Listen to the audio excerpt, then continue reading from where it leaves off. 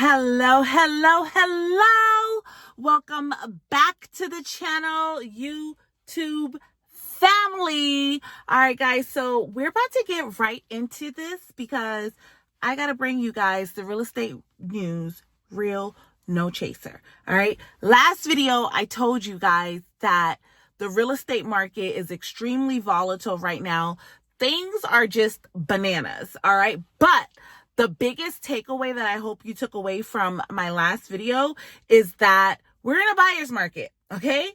People will always need a place to live, all right? Whether they're buying their first home, upgrading, downsizing, relocating, or people will always need, there's so many reasons why people will need to buy or sell a home. On our last video, we talked about a guy that inherited a home and he needed tips on what to do, how to keep it. Does he sell it? Does he take the equity and buy a new home? So I gave you guys a lot of play like that in the other video. In today's video, in this market, there's a lot going on. So I'm going to break it down for you guys. Okay. With it being a buyer's market, let me go straight to, I don't know why my notes are all over the place, but literally it's a buyer's market right now. So that means that the market is favorable for my buyers, okay? Less competition, closing help, sellers are giving concession. You're able to buy down your rate. We're seeing a lot of more conversations about loan assumptions, and I'm going to get into all of that. If you're like, Vicky, wait, you're throwing too many real estate vocabulary words out. I am, because remember, this channel is to keep you guys educated, not only on what's happening in the market, but also I want my first-time home buyers or people who haven't bought a house in years and you just aren't really like used to hearing real estate lingo. Follow me if you don't already. We are still on our journey to 1,000 subscribers, 1 million subscribers, as big as the Lord wants to make this community. I'm on that journey, okay? And I want to make real estate plain and simple. I am a realtor in DC, Maryland, and Virginia if you are new to the channel. So yeah. Loan assumptions, that's the real estate vocabulary word for today. What a loan assumption is, let me go straight to my notes because I don't want to like talk all out of place for you guys. Hold on. I have loan assumptions here. The definitions of loan assumptions, y'all. I was at the braid shop. I know you could tell your girl looks lovely. I have not slept, right? Because I had to go and get my hair braided at 9 p.m. Shout out to Nadine's Hair Braiding in Bowie, Maryland. Okay. I got to go into their brand new location. Yes, I 1000% recommend to anyone that's in the DMV. But if you go over on TikTok, women are flying into Nadine's. Like, it's that serious. Okay. We're just going to let their work speak for itself. But let's be serious. 24/7. I got out at 2 a.m. I had to make payment, blah, blah, blah. So I was on the road by like 2:30. I was home by like 3:15-ish. I live about 40 minutes away. So I couldn't go back to sleep. So if my voice is raspy, this is why. And I am filming this video top of the morning, guys, because I told y'all I'm trying to get my discipline in order in growing my YouTube channel.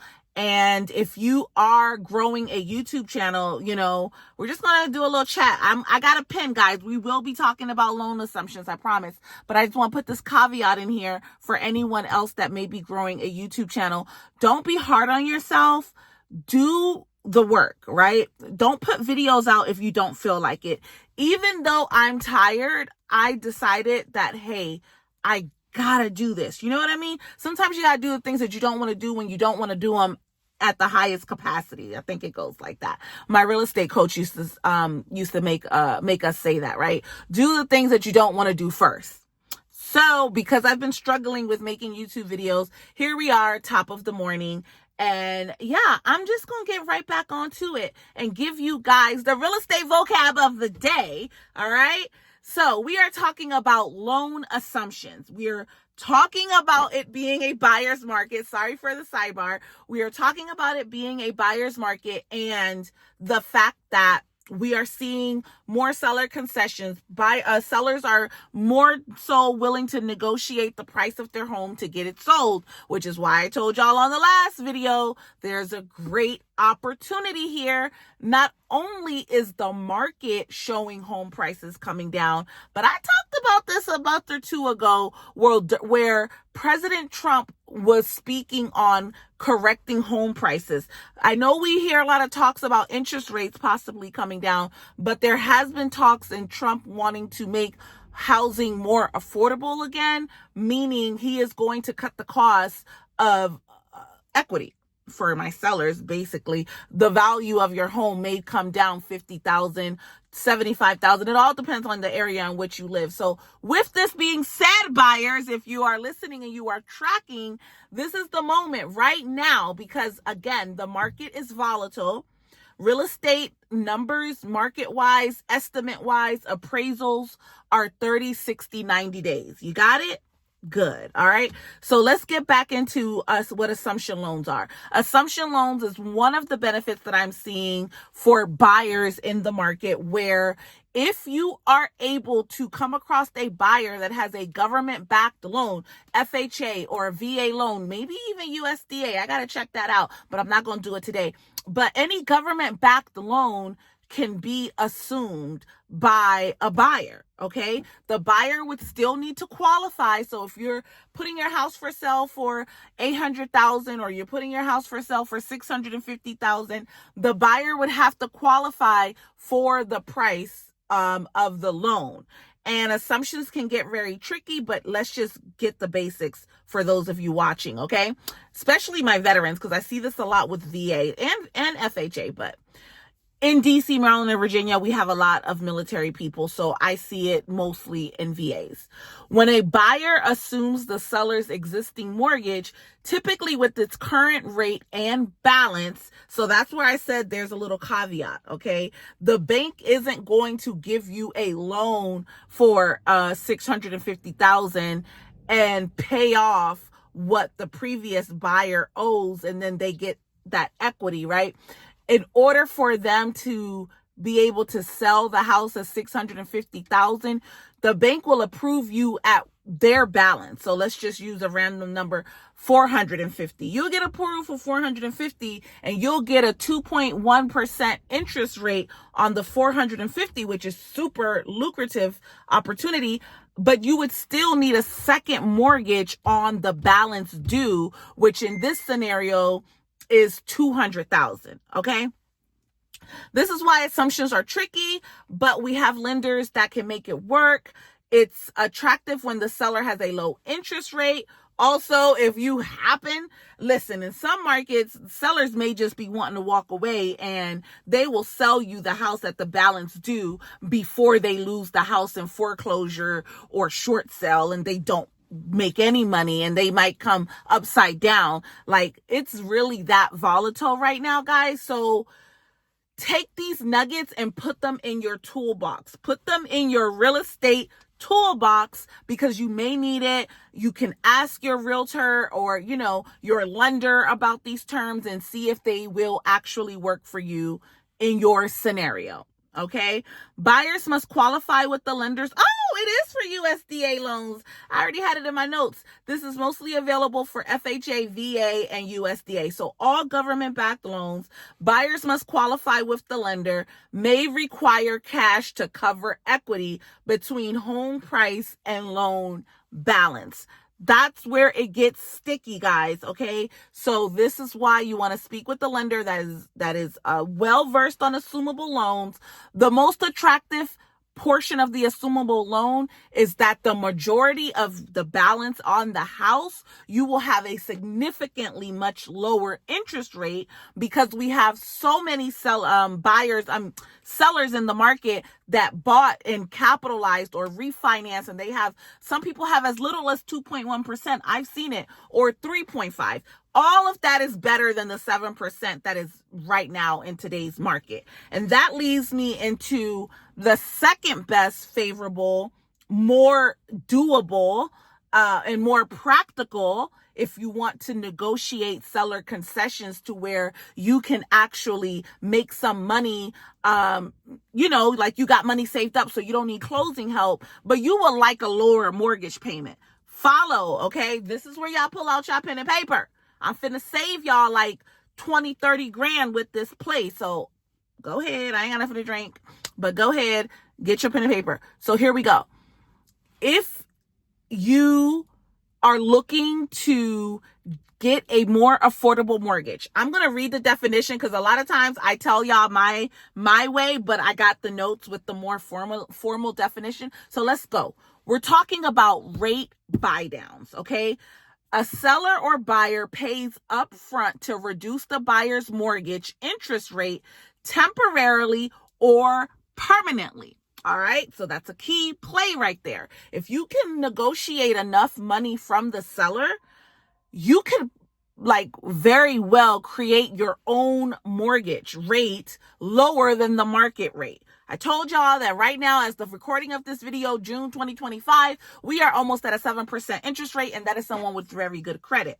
So if you have enough credit to qualify for a home loan, but you don't have excellent credit, you don't have 750, 800, you know what I'm saying? This is something that you may want to do. You can offer the seller market value or what they're asking for, asking price, and then ask them for $20,000 to buy down your points. Your lender is going to tell you how to buy down the points. They will actually tell you the amount that you need to ask the seller for. And then everybody else in the background, listing agent, buyer's agent, lender, we all do our thing, right? But this temporarily buy downs your rate, which is the more favorable one, because if the seller doesn't have a lot of equity, or if the seller needs his equity or her equity for their next move, they may not be willing to give you everything, but they'll give you something. So your lender is going to do the best that he can with the amount that is negotiated by the buyer's agent and the listing agent, okay? So they'll do maybe a 2-1 buy down. What's that? It's a lower rate for the first 1 to 2 years, then the rate reverts to whatever it is or currently at the end of that 2 years, okay? So if you're lucky and rates are low, it'll just revert to a moderate interest rate. But with that being said, your mortgage can go up. So you must be aware of that. Okay. Again, we won't go too deep into it because that's not what today's video is on. But also, if you are able to get enough money from the seller, or you have enough money yourself to buy down your rate, you can pay points to reduce the rate for the life of the loan, right? You got $30,000. We're currently in a 7% interest rate with $30,000, depending on the value of the home. You can relatively have a rate of 4.55%, which is going to save you thousands on a mortgage. All right. If y'all like what I'm saying and you want me to go deeper into this, put it in the comments below, type of videos you want me to make, and I'll go more in depth if this is something that you guys want me to go in depth on. But, use in market. So this is popular in a high interest market to help buyers have an affordable monthly payment. I told you guys that. Often used as seller incentive in a buyer's market. Again, sellers, we want to pull everything that we can from our tool belt, right? This is why you want to price your home with a strategy, right? Some agents want to come in right off the gate and put you at your lowest value, which can work if you're trying to get the house sold quickly. But because we are in a very strong buyer's market, it may be better to keep your home at a moderate price, right? Maybe you started off high and now you've come in your midway.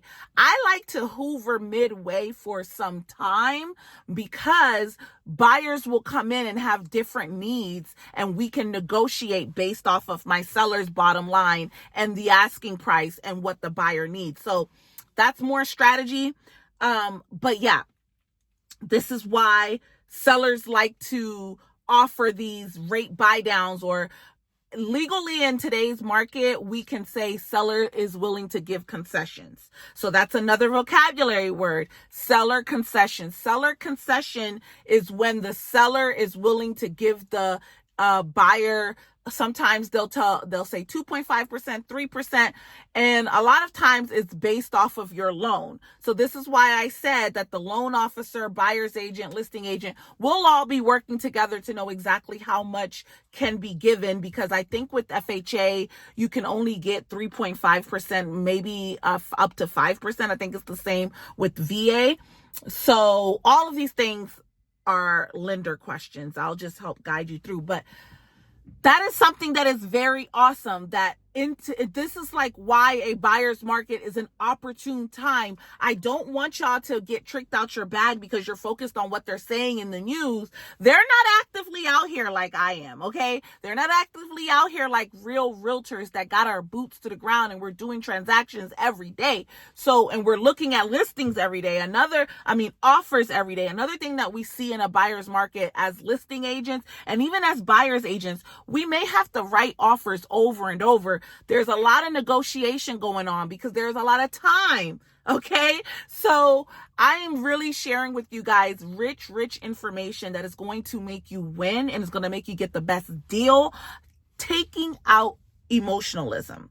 Mainstream media will give you guys emotionalism, will make you think that the sky is falling. But remember what I told you, people always need to buy and sell real estate. Okay. If you fall into the bracket, you're marrying, you're divorcing, someone passed away, you're having a new baby, you need to downsize, you need to relocate, baby, the mood just ain't giving the vibes in the current home or location and you're ready to go. This is what you need to know. Okay. This brings me into, I'm going to pause right here, but this brings me into something that's very important. And I want you guys to be, gentle with yourselves. Could be a very stressful market. It's wonderful for buyers. Wonderful for buyers. You got the right agent and you're a buyer, baby. You can get your dream home at the right price, at the right rate, without having to wait for the government to do a darn thing. All right. This is why the agent that you hire is very important, because you want an agent that knows how to work in all types of markets, right? For sellers, that's also important, but this can be a very stressful time because selling your house is already stressful as it is. But it was fun when it was a seller's market, when you could dictate what goes and you could sell your house anyway and it didn't matter. You had people fighting for you and giving you over asking price. Some people paid $100,000 just to win the bidding wars, right? But in today's market, it's not like that. So I want my sellers to be gentle with themselves and to know that people buy and sell homes every day. If you have taken the necessary steps to get your home sold and you're actively working with a listing agent to get the home sold, be patient, follow your gut. Don't be desperate, right? I like to tell my sellers what I think we should do, what the market is indicating, what the buyer feedback is. You know, if the house has been on the market for some time and we don't have any offers, but we've had over 15 showings and no one's offering, well, we got to think about what we're going to do, right? That's an indication that the price is over the top, or maybe it's the condition, maybe it's the location, whatever. I'm going to tell you what the market indicates, and then I'm going to let you make an educated guess. I'm going to rock with you, whatever your decision is, right? Because people, when it takes time to sell, when I tell y'all it takes time, it takes time. So just be gentle with yourself throughout this process. And I'm just saying this for all of my sellers that I am, currently working with, sellers that are watching me, even listing agents that might be stressing out. Guys, use all your skills. Watch other realtors, look for the scenarios that you're going through. And I'm sure you're going to find other realtors or mortgage brokers or even sellers, for sale by owners, that have navigated these murky waters. Because the one thing that's so good about real estate is that it's up and down, up and down. And right now we're going through a shift. So we're all on this boat together, guys. But take away from this video that it is a very strong buyer's market now in the DMV. And I like to close out and just say that rent is extremely high. I saw a video where they were talking about, or it was an article from Arlington County, Virginia, and they're like 2-bedroom apartments are $3,000. That's like the norm, right? And I was like, oh, that's almost the entire DMV, right? 2-3-bedroom apartments now are 3,000 and up. So it's not easy for no one, whether you're buying, selling, renting. The real estate market is volatile. I hope that I've given you guys enough information on today's video that is going to make you want to come back again. There's going to be a part 2 of this video because I didn't finish my notes, but we are out of time until we meet again. I thank you guys for subscribing, and I kept saying followers. No, we're on YouTube, baby. Thank you for subscribing to my channel, and I just hope that you guys have an awesome day, an amazing day. Be gentle with yourselves, and remember, this is the day that the Lord has made, and I want you to rejoice in it. All right, guys, subscribe to the channel till we meet again. Bye.